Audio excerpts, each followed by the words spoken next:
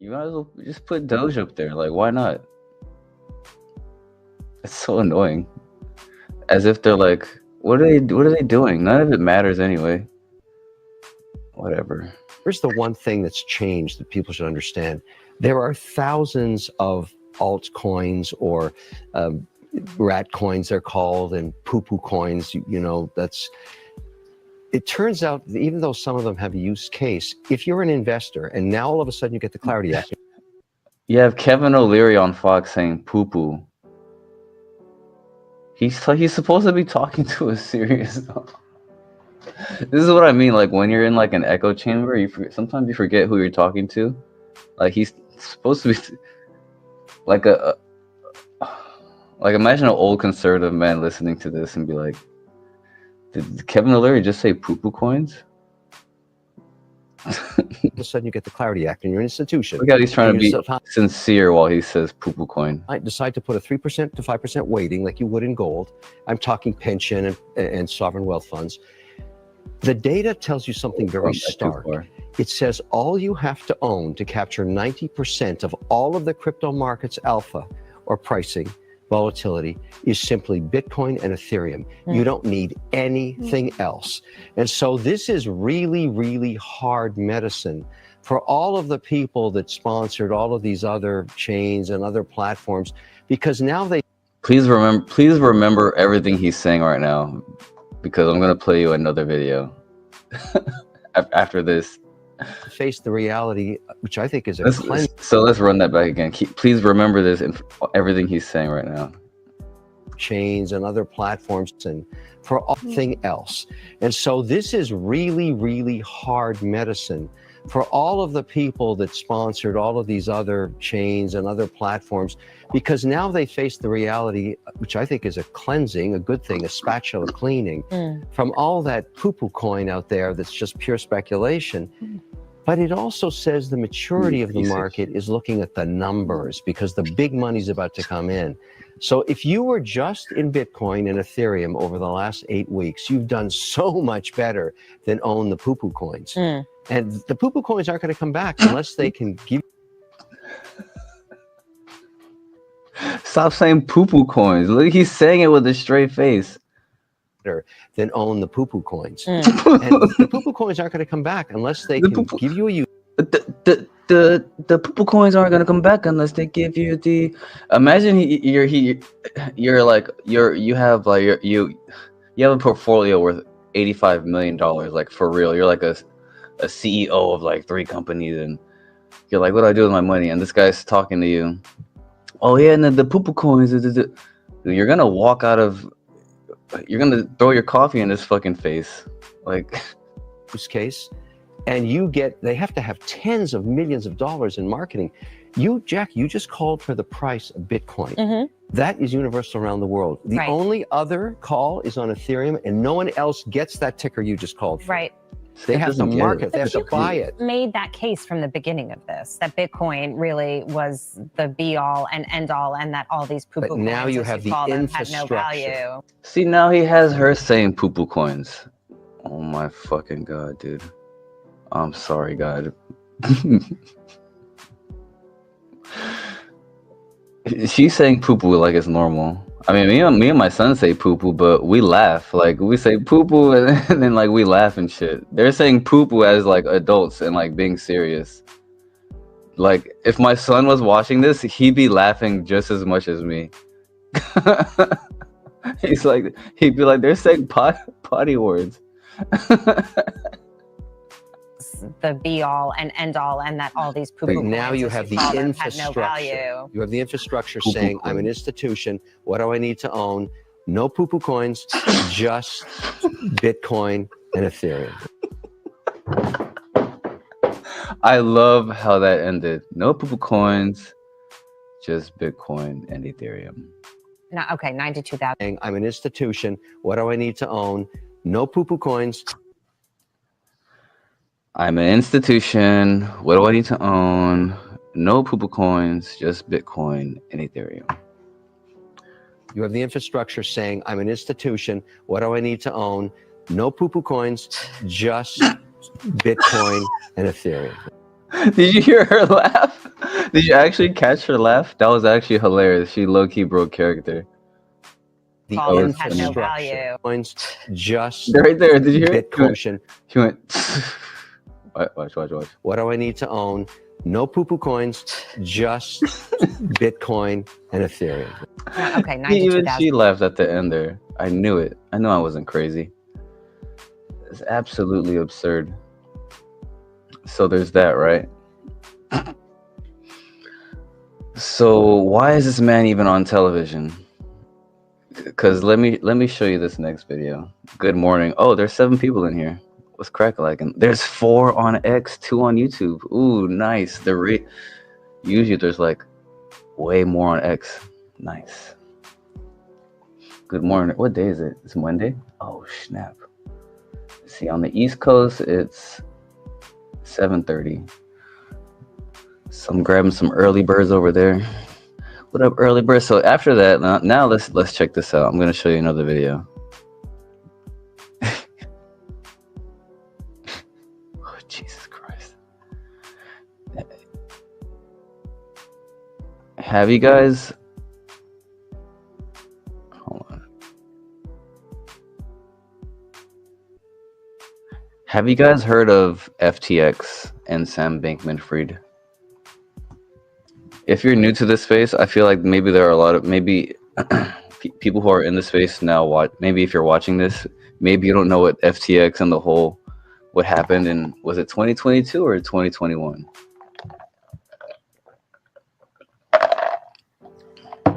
The whole collapse of FTX, Sam Bankman-Fried. Oh, let's take a trip down memory lane. FTX collapse with SBF. I love how Google does like the AI thing, like automatically.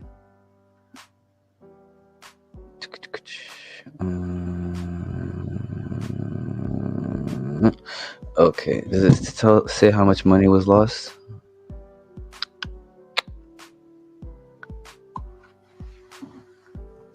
How much money was lost? Not interested. Jesus Christ! All right, so let's look at this. This is an important preface to the next video I'm about to show you. Is it sharing? All right, cool. The FTX collapse under Sam Bankman-Fried, SBF, I've talked about him before in other streams and videos, involved billions in losses, primarily an $8 billion hole in customer funds that were misused by Alameda Research. Dude, this was such a big story. So many people had many documentary series on this. I think CoffeeZilla had some of the best ones, and Patrick Boyle actually covered this, and that show was hilarious. Maybe we'll watch those videos together. Let's see. Plus significant investor losses. Though many customers are now expected to receive full repayment as billions in assets have been recovered, SBF was convicted of fraud in order to forfeit $11 billion, but the total loss, all involved, including customers and investors, was likely tens of billions. With initial estimates pointing to around $8 billion in missing customer cash and $1.7 billion for investors. Dude, this company had celebrities, advertising. It had Super Bowl commercials. You had Larry David. You had what's his name? The QB. He's supposed to be the greatest. The Patriots. Tom Brady. Tom Brady. Dude, all the biggest influencers on YouTube. The KOLs, they were advertising FTX. They had, you know how I have MoonPay on the bottom of my screen? Like everyone had FTX. Everyone was shilling FTX. They all got like clash action lawsuit. That's why this is why no one advertises nothing on their channels anymore. This thing got so many people sued and in trouble. It changed the game. All right. Investor losses 1.7 recovery efforts. What happened? FTX, once a major crypto exchange, secretly funneled customer funds to its sister trading firm Alameda Research to cover its trading losses. Yeah, so they had a whole other entity gambling with customer funds, leverage trading, and it caused a collapse in so many. It's to do more research on it. Go look at just go watch the copies of the videos on this. It's such an amazing thing that happened. So anyway, there's that, right?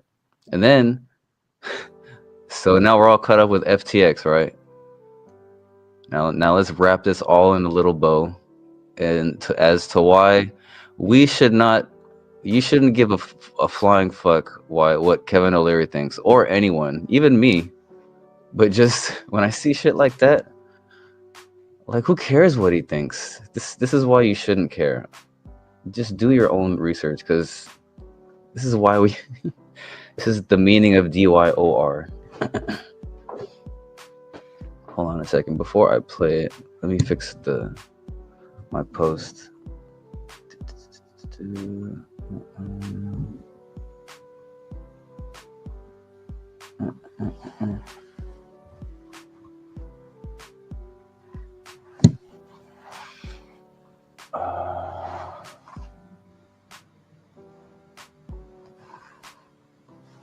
Sorry, 1 second. Give me just a moment. Are we ready? Oh, I see 2 comments. What's crack-a-lackin', big dog? Right, you in the house. I love it. Good morning. Early bird gets the worm, baby. It's 4:45 in the a.m. Where you at? What side of the earth are you on? All right, get ready. Get ready for Kevin's version. Let's look at the comments first. Kevin's version of due diligence is, I think I can make lots of money here real fast. Like, he's getting paid to say it's Bitcoin and Ethereum only, no Poopoo coins. Like, who says poop? Shut the. Just the words he. What a dum-dum. See, Kevin then I love free market. Kevin now I need regulations. See, it's not me. The comments know. Sam understands the power of leverage. I guess O'Leary's due diligence is to take the check and run. He's an embarrassment. Don't take my word for it. Here are some. What are the? Oh my god. Sam understands the power of leverage. Yes. Oh, he must have been quoted in there. And then Kevin blames Congress. See, so. All right, hold on. Let me turn my oven off.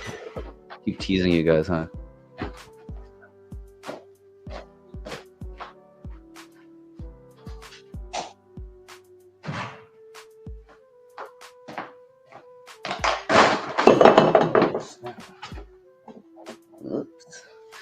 Sometimes I turn the oven on to heat up the house. All right, let's watch this beautiful video. So you saw the FTX, all that good stuff. Now let's listen to Kevin O'Leary.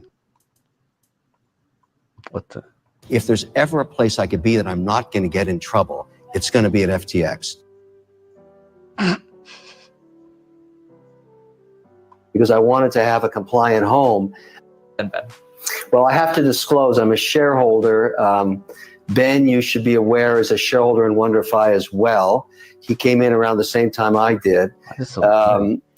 I am a paid spokesperson for FTX, so I have a lot of respect for the management there. I did a lot of due diligence before I accepted that position because I wanted to have a compliant home. But Sam is one of the smarter guys in this space for this reason. Long before crypto, he was a trader. He understands the power of leverage, both to the dark side and the upside of performance. So I'm going to guess, and it's a personal opinion, the last guy to blow up is going to be Sam Bankman-Fried, because he doesn't get himself.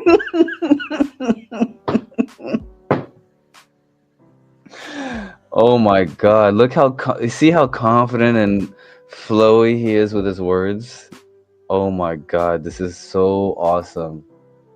Caught opinion, the last side and the upper. He understands the power of leverage, both to the dark side and the upside of performance. So I'm going to guess, and that doesn't even mean anything. He understands the power of leverage, both to the upside and the dark side of the performance. That literally doesn't mean anything. This is what I mean, how people like deceive you just with their words. Like they're telling you, they're saying words that like they sound like they make sense, but they're not saying anything. It's like some Kamala Harris shit. They're trying to like put you in some sort of genjutsu. You're like, they sound agreeable, but you're not actually saying anything.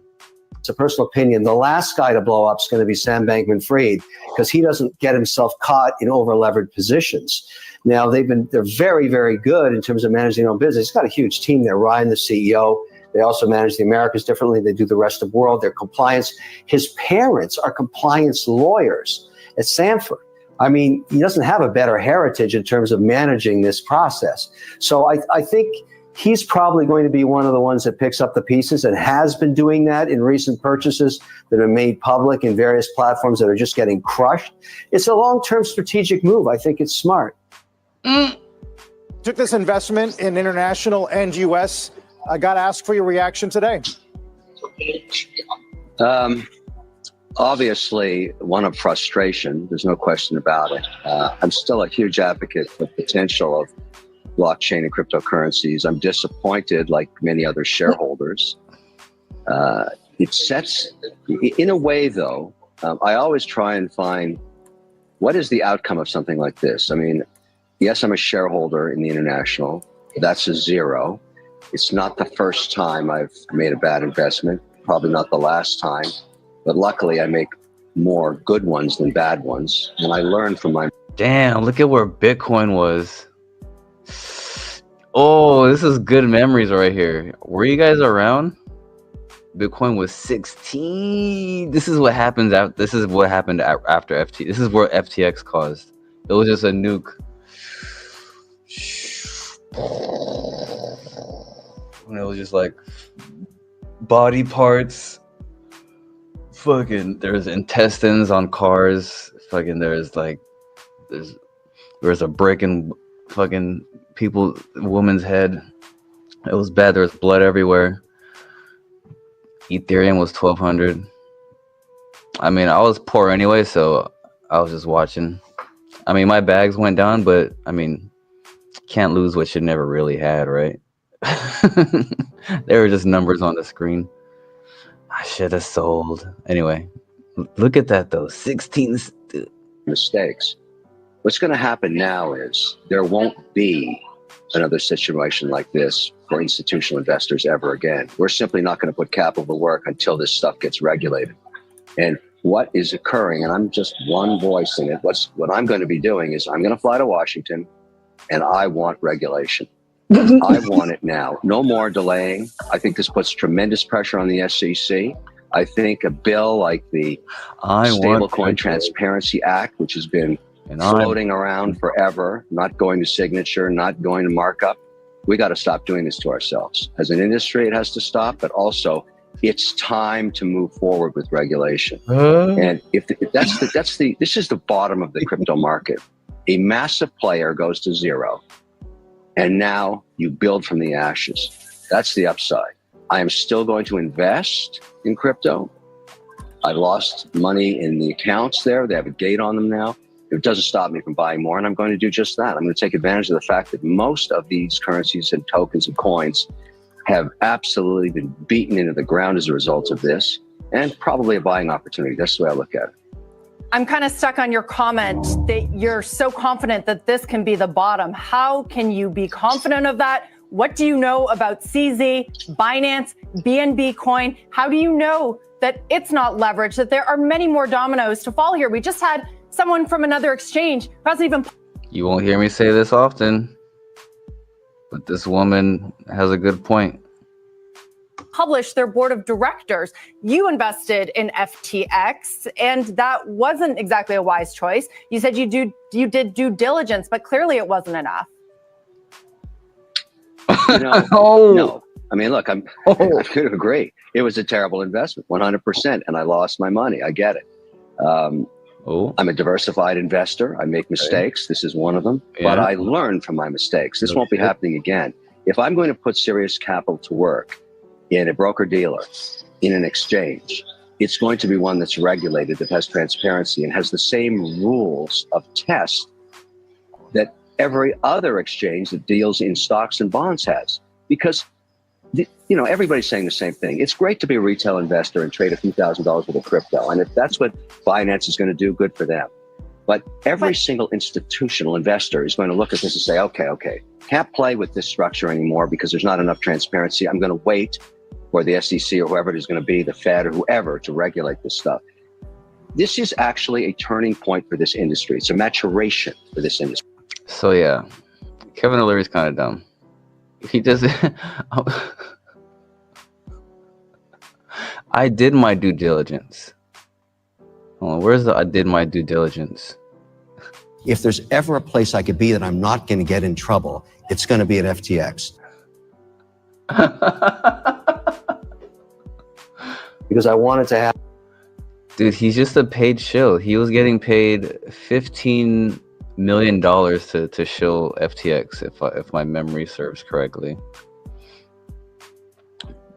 So anyway, moral of the story, just because a talking head is on the news talking about do this, don't do that, completely dismiss it. And who said you were gonna do either? Just don't do anything. Don't just buy gold or something. Like, who says you have to choose either? Whatever he says, they're trying to fucking brainwash you with ultimatums that they create themselves. It's hilarious to me. And that's today's message. What's the G.I. Joe? G.I. Joe. What is this? Oh, is this more bullshit? What time is it? Just in. What is it? Why is it always just in? Who's Justin? And why is he in everybody's business?